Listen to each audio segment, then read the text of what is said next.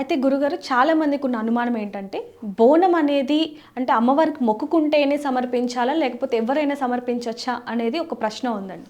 దాని గురించి మీరు చెప్పే సమాధానం. ఇక్కడ అమ్మవారికి ఇప్పుడు మన అమ్మకి మనం అన్నం పెట్టడానికి అమ్మ అడిగితేనే పెట్టాలా? లేదండి. కదా! మనకు కూడా అమ్మ అంతే చేసిందా? చేయలేదుగా. మనం అడిగితేనే అన్నం పెట్టలేదుగా. పుట్టినప్పటి నుంచి మనం పెద్ద అయ్యేంత వరకు కూడాను ఏ సమయానికి ఏమి ఇవ్వాలో దగ్గరుండి చూసుకొని ఇచ్చింది. అలాంటి అమ్మకి మరలా ఆమెకు మొక్కుకుంటేనే ఇవ్వాల్సిన అవసరం ఏం లేదు. ఇది ఆనవాయితీ, సంప్రదాయం మాకు లేదు, బోనం ఎత్తం ఇలాంటివి ఏమీ లేవు.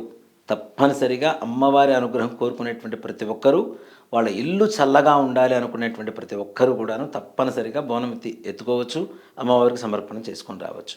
గురుగారు బోనాలు అనంగానే బోనాలు అంటే బోనాలు ఎత్తడం ఇదంతా ఏ విధంగా గుర్తుకొస్తుందో ఒడిబియ్యం పోయడం అనేది కూడా ఒక ఆనవాయితీ.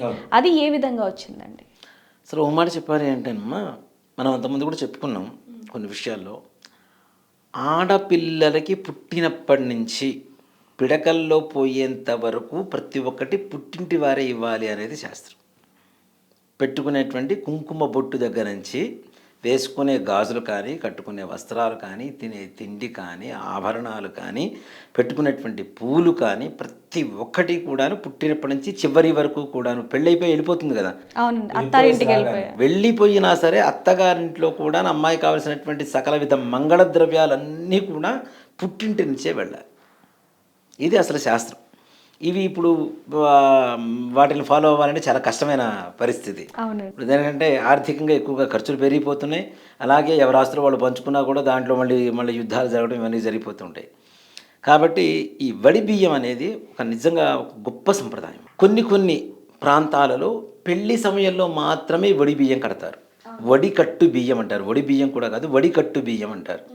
అంటే అది కూడా ఎంత, ఒక కేజీంబావు లేదంటే 2.5 కేజీలు ఒక తుండుగుడ్డలో కట్టేసి నడుము కట్టేసి పెళ్లి కూతుర్ని అత్తగారింటికి పంపిస్తారు. వడికట్టు బియ్యం అంటారు. అంటే మరలా ఆ వడికట్టుతోనే మళ్ళీ పుట్టింటికి త్వరగా వెనక్కి రావాలి, అంటే గర్భవతిగా రావాలి అనేటువంటి ఒక దీంతో పంపిస్తారు. అలాగే వడి బియ్యం పోస్తూ ఉంటాం కదా. ఇక్కడ ఒక పుట్టింటికి ఒక 12 సంవత్సరాల పాటు ఎవరైతే ఆడపిల్ల పుట్టింటి దీపం చూడకుండా ఉంటుందో ఆ ఇంటికి ఈ ఆడపిల్లకి సంబంధం తెగిపోయినట్టు లెక్క. 12 సంవత్సరాలు ఇంట్లో దీపమైనా చూడాలి, కనీసం పుట్టింటి దీపమైనా చూసి రావాలి.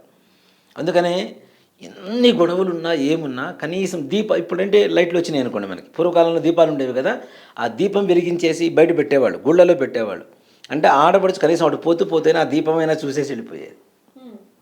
లేకపోతే రక్త సంబంధం మొత్తం తెగిపోతుంది ఇక్కడ వీళ్ళకి.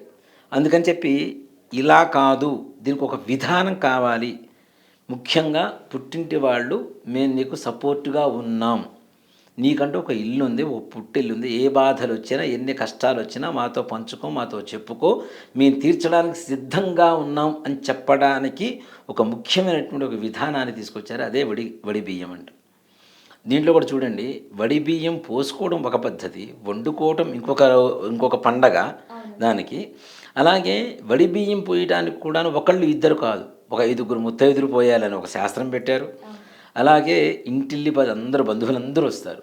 దీంట్లో కనీసం పెళ్ళైన దగ్గర నుంచి వాళ్ళ 60 సంవత్సరాల లోపల వాళ్ళకి కనీసం 8 సార్లు బియ్యం పోయాలంటారు. 8 సార్లు వడి బియ్యం పోయాలి తప్ప. అంటే ఎన్నేళ్ళకి ఒకసారి పోయాలి అంటారు గురు? ఇక్కడ స్టార్టింగ్లో ఏంటంటే పెళ్ళైన సంవత్సరం ఫస్ట్ అయిపోతుంది, 3వ సంవత్సరంలో, 5వ సంవత్సరంలో లేదా 9వ సంవత్సరంలో, అంతే ఇంకా లాస్ట్. మరలా పోయలేదు అంటే 11 పోయడానికి కూడా పెద్దగా ఇంట్రెస్ట్ చూపించరు, అది మర్చిపోయేటువంటి పరిస్థితి వస్తుంది. గుర్తుండి పోసుకుంటే 11వ సంవత్సరంలో పోసుకోవచ్చు. అది దాటిందంటే ఇంక వడి బియ్యం పోయడానికి ఎక్కడుంది అవకాశం? లేదు కదా, 12 ఏళ్ళు దాటిపోతాయి కదా. అంటే చాలామంది గురువుగారు 5 ఏళ్ళకి ఒకసారి పోయాలి లేకపోతే 3 ఏళ్ళకి ఒకసారి పోయాలి అంటారు. అది అందులో ఎంతవరకు వాస్తవం? మనకు ఉండేటువంటి ఆర్థిక స్థితి, ముఖ్యంగా ఆర్థిక స్థితిని మించింది ఇంకోటి ఏదీ లేదు. ఇప్పుడు నా దగ్గర డబ్బు ఉంది, ప్రతి సంవత్సరం పోస్తా. నా దగ్గర డబ్బు లేదు, కనీసం నా 5 ఏళ్ళకైనా కనీసం ఒకసారి పోస్తా ఉన్నంతలో. ఇక్కడ చూడండి, ముఖ్యంగా ఆడపిల్లలు ఉండేటువంటి గొప్పదనం ఏంటంటే, అత్తగారింటి వాళ్ళు ఒక 10 లక్షల రూపాయలు పెట్టి చీర కొనుక్కొచ్చినా ఓకే బాగుంది అనుకుంటారు. అదే పుట్టింటి వాళ్ళు 100 రూపాయలు పెట్టి కాటన్ చీర పెట్టారనుకోండి, దానికి పొంగిపోతారు. అవునండి, 100 రూపాయల కాటన్ చీర ఎక్కడ, 10 లక్షల రూపాయల పట్టు చీర ఎక్కడ, కానీ దానికంటే దీనికే విలువ ఎక్కువ ఇస్తారు. అవునా? ఇక్కడ ముఖ్యంగా చూడండి, ప్రతిదానికి కూడా పుట్టింటి పోయి నిద్ర చేసినామని చెప్తుంటారు. దేనికి అంటే పుట్టింటి వాళ్ళ సపోర్ట్ మనకు ఉంది అని చెప్పి మనకి ఇక్కడ ముఖ్యంగా చూడండి.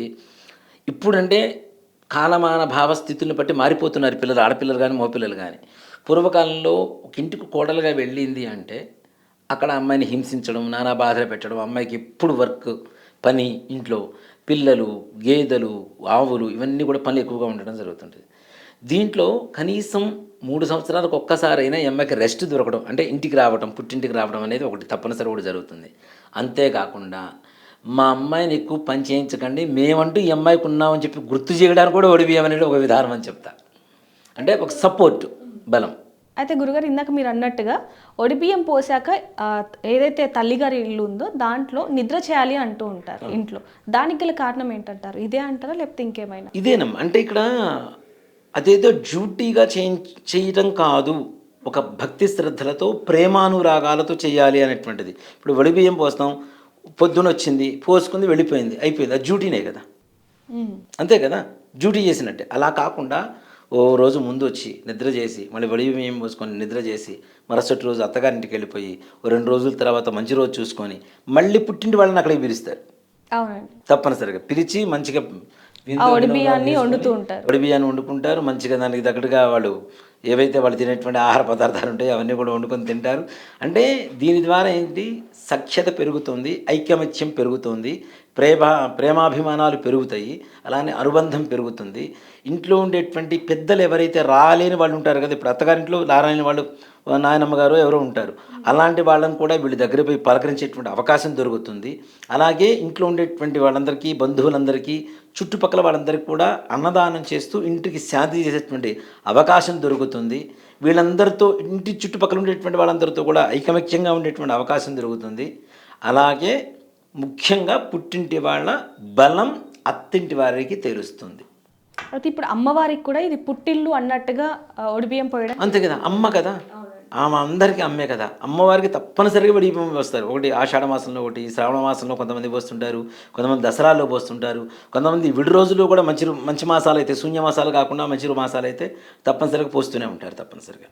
అయితే గురుగారు ఇప్పుడు ఒడిబియ్యం అన్నారు కదా గురుగారు, అవి చాలామంది దంపతులు ఇద్దరు కూడా కలిసి చేయాలా లేకపోతే ఇంటి ఆడపిల్ల ఉన్నా కూడా సరిపోతుందంటారు? కానీ దంపతులకి పోయారమ్మా. ఇక్కడ భర్తని విడిచి ఎక్కడైతే వడిబియ్యం పోయించుకుంటుందో ఒక్కది అమ్మాయికి విలువ లేదు, అంతే కదా. పక్కన భర్త ఉంటేనే విలువ. అంటే ఇప్పుడు వచ్చే ఈ సోషల్ మీడియాలో అందరు సమానం ఇవన్నీ తీసి పక్కన పెడదాం. ఇవన్నీ నేను వినను, ఎవరైనా చెప్పినా నేను చెప్పను, ఎవరైనా చెప్పినా నేను వినను. ఫస్ట్ భర్త లేకుండా భార్యకి ఎక్కడ విలువ ఉంటుంది చెప్పండి? ఉండదండి కదా. మరి ఆ భర్తని కాకుండా భార్య ఒక్కతే వచ్చి వడిబియ్యం పెంచుకుంటానంటే పుట్టింట్లో ఏమాత్రం విలువ ఉంటుంది? అది కాకుండా పుట్టింట్లో విలువ తీసి పక్కన పెడదాం. ఈ అమ్మాయికి తోబుట్టువులు ఉంటారు, బావగారులు ఉంటారు, వాళ్ళందరి దృష్టిలో ఈ అమ్మాయి హీనమవుతుందా అవటలేదా? అవుతుందండి. మరి తల్లి తండ్రి అంటే కడుపులో పెట్టుకుంటారు, మిగిలిన వాళ్ళ దృష్టిలో హీనమవుతుందా కావట్లేదు? మరి అలా భర్తను వదిలేసి ఒక్కళ్ళే వచ్చి వడిబియ్యం పోయించుకునేటువంటి పరిస్థితి లేదు, రాకూడదు, రాదు కూడా. అలా చేయడం కూడా కరెక్ట్ కాదనే చెప్తాను. అయితే గురుగారు బోనాల పండుగ విశిష్టత గురించి, అదేవిధంగా ఒడిబియ్యాల గురించి చాలా మందికి తెలియని ఎన్నో విషయాలను చెప్పారండి. ధన్యవాదాలు గురు. శ్రీమాత్రే నమః. శ్రీ గురు విశ్వ నమః.